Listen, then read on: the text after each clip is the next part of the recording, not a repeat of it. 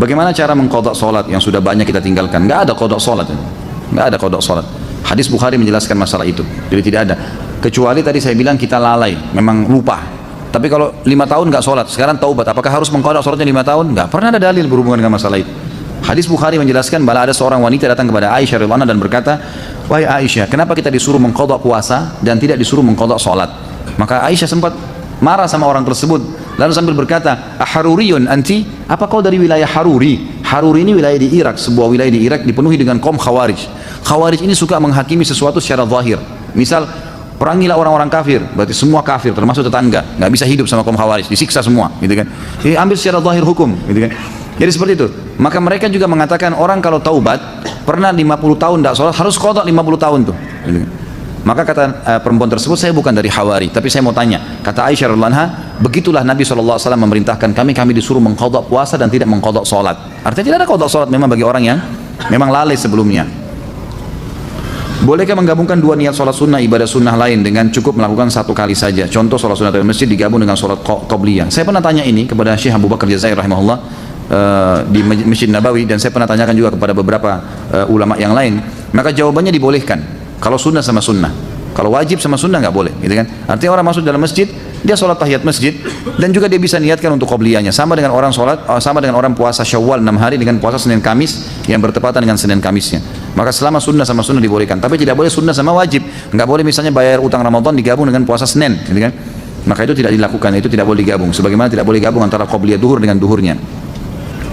Saya sering melihat orang bergeser dari tempat awal melaksanakan sholat fardu pada saat akan melakukan sholat sunnah ba'diyah. Apakah ini merupakan adab sholat sunnah ba'diyah? Bukan, tetapi ada hadis yang berbunyi semua tempat yang dipakai sholat akan menjadi saksi pada hari kiamat. Maka dianjurkan seseorang untuk pindah tempat, ya. Di kantor Anda selesai sholat duhur ada ustadz yang tidak zikir tapi langsung berdiri kultum, isinya mengajak jamaah zikir-zikir bid'ah. Apa ini? Dikit-dikit bid'ah, jangan dengerin. Jalanin saja selama ini menurut Anda baik. Memangnya yang menentukan amalan diterima itu kalian. Kalau dikit-dikit bid'ah kita beribadah semakin terkekang. Bagaimana menyikapi ustadz yang seperti ini? Sementara saya mau tegur, cuma ilmu saya masih dangkal dan malas berdebat. Bagaimana membedakan ustadz yang syar'i? Ya tentu saja, ini tidak ada istilah ustadz syar'i ya. Ini istilah baru ini. Baik, kalau Anda tidak punya ilmu jangan didebatin, tetap aja berzikir. Gitu kan? Tetap berzikir, tetap Anda jalankan sunnah Nabi SAW, sudah cukup insya Allah. Kalau tadi ditanya bagaimana membedakan ustadz, sebenarnya ustadz itu kalau yang ustadz mengikuti sunnah Nabi tentu selalu punya dalil ya. Ini perkataan ini, firman Allah dalam surah ini kata Nabi SAW, jadi tidak pernah dari dia. Tidak ada pendapat pribadi. Umumnya maaf, saya bukan mengatakan pengajian kita ini secara khusus, tapi di sini juga tadi Anda dengar setiap kali sampaikan sesuatu bisa kita sampaikan ada dalilnya. Ini loh hadisnya, ini loh ayatnya, gitu kan? Jadi punya panduan, jadi bukan karangan-karangan dari kita sendiri. Bagaimana posisi tahiyat akhir untuk sholat 2 rakaat? Ini sudah kita jelaskan tadi.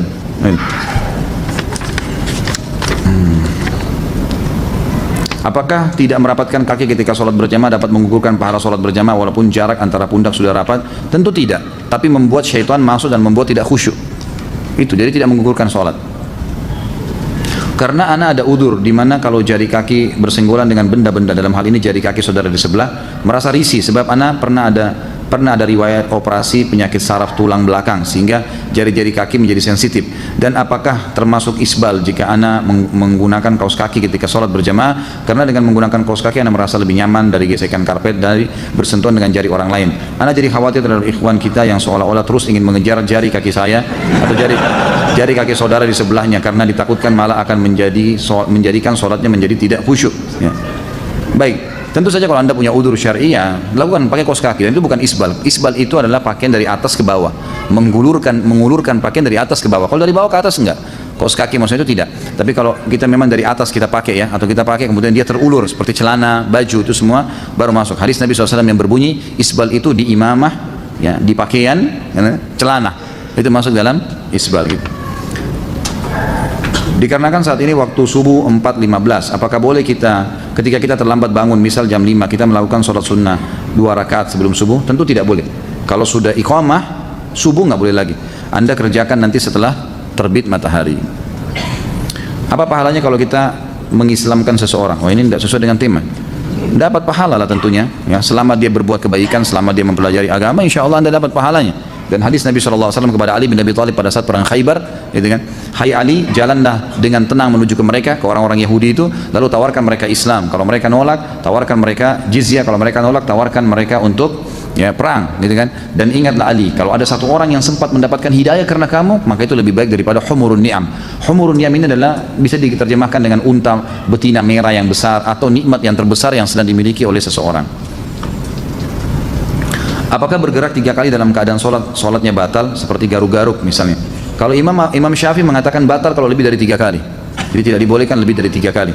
Tapi jumhur ulama mengatakan tetap tidak batal kalau memang orang itu punya udzur, memang harus dia lakukan. Tapi kalau gerakan sia-sia membatalkan sholat nih. Ada orang sia-sia memperbaiki kopiah atau apalah gitu kan. Ya ini keseringan dilakukan, makanya tidak boleh. Tapi kalau darurat memang harus menggaruk, memang gatal sekali, itu tidak ada masalah insyaallah. Apakah boleh sholat wajib sambil duduk seperti kita perjalanan jauh dalam bus, pesawat yang memakan waktu 12 jam? Tentu saja boleh, tidak ada masalah. Apakah dalam Islam mengenal zaman purba dan zaman dinosaurus? Apakah ini suatu berita bohong, Ustaz? Allahu a'lam. Ini kok kelepasan masuk ini tuh. Bolehkah berimam pada orang yang masbuk? Boleh, asal anda beda imam ya. Jadi misal gini, ada dua orang masuk masbuk nih, orang lagi berjamaah, sama-sama masbuk 1 rakaat. Kita satu imam nih, begitu salam imam kan masing-masing nambah rakaat yang masbuk ya, yang kehilangan 1 rakaat. Ini nggak boleh lagi jadi makmum satu sama yang lain.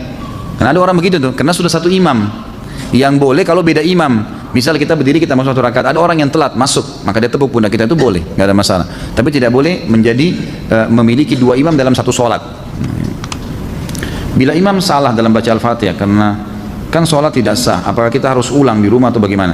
Tentu saja tidak ya. Salahnya tergantung salahnya kenapa. Kalau memang salahnya fatal dan sudah diingatkan tidak mau, maka batal sholatnya. Bukan di rumah, diulangin di situ, gitu kan. Tapi kalau memang dia lupa, kemudian diingatkan, atau mungkin ada kesalahan tajwid yang diingatkan lalu dia tidak lakukan, maka tetap sah saja. Beranjak daripada hadis Nabi SAW yang sahih yang berbunyi, kalau kalian sholat dengan imam, kalau imam benar dia akan panen pahala kalian, dan kalian akan dapat pahala kalian masing-masing. Dan kalau dia salah, dia akan berdosa dihukum sama Allah, dan sholat kalian benar. Sholat kalian benar.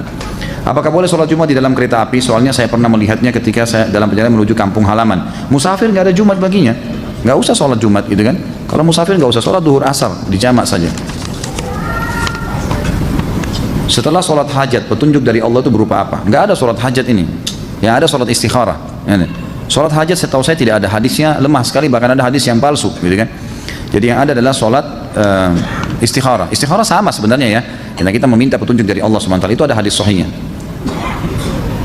Tentang tawakal, pertanyaan Ibnu Rajab rahimahullah bahwa tidak ada yang memberi, menghalangi, mendatangkan bahaya dan mendatangkan manfaat kecuali Allah SWT. Hadis di atas sahihkah? Saya tidak tahu ya. Baik, 2 pertanyaan lagi ya. Sabar yang sudah lipat-lipat tasnya. Apakah seorang muslim meninggalkan sholat termasuk golongan orang munafik? Tidak bisa kita katakan munafik, tapi ada ciri kemunafikan padanya. Karena orang munafik meninggalkan sholat atau berdiri sholat dengan malas. Di mana batasan seorang muslim dikatakan kafir? Apabila dilihat dari hadis riwayat Tirmidzi, An-Nasai dan Ibnu Majah menyebutkan sabda Nabi SAW, perjanjian antara kami dan mereka orang kafir adalah sholat. Karena barang siapa meninggalkannya maka sungguh dia telah kafir. Yang dimaksud di sini adalah perilakunya perilaku kafir, meninggalkan sholat. Makanya ulama masih rincikan, meninggalkan sholat secara jahdan tadi, membangkang baru kufur, gitu kan? Harus syahadat. Tapi kalau dia cuma malas-malas tidak masuk. Ibnu Umar menjelaskan makna daripada hadis ini adalah kalau dia cuma malas-malasan, dia mendapatkan dosa kufur tapi tidak sampai pada kufur. Kufurun duna kufrin istilahnya, gitu kan? Apakah sutra atau pembatas bagi yang masbuk telah terputus dari imam apabila sholat berjamaah telah selesai? Jawabannya iya.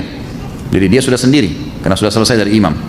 Bagaimana posisi duduk tasyahud akhir untuk sholat sunnah 2 rakaat? Sudah saya jelaskan tadi. Haruskah mengepalkan tangan pada saat berdiri naik ke rakaat berikutnya? Kan sudah saya jelaskan semua tadi. Jawabannya iya, disunnahkan mengepalkan. Mohon dijelaskan bagaimana hukumnya apabila sholat di rumah kemudian di masjid sudah iqamah. Apakah kita masih bisa menjalankan sholat qobliyah? Batalin, nggak boleh. Hadis sahih berbunyi, kata Nabi SAW, tidak ada lagi sholat sunnah dengan iqamah sholat wajib. Hadis sahih, nggak boleh. Jadi dia lagi di masjid, dia lagi sholat, baru 1 rakaat sudah iqamah, batal. Tapi kita sudah dapat pahalanya, diberhentiin aja tiba-tiba, memang begitu. Apakah ada riwayat yang menjelaskan bahwa Rasulullah SAW pernah memimpin zikir dan doa secara berjamaah setelah sholat wajib? Yang saya sudah pernah sampaikan dari riwayat, tidak ada riwayat menjelaskan masalah itu. Yang ada adalah Nabi SAW membaca zikir, dan Ibnu Umar berkata, saya mengetahui kalau sholat sudah selesai di masjid Nabi SAW kalau saya mendengarkan suara zikir Nabi SAW dan para sahabat, dan mereka baca masing-masing.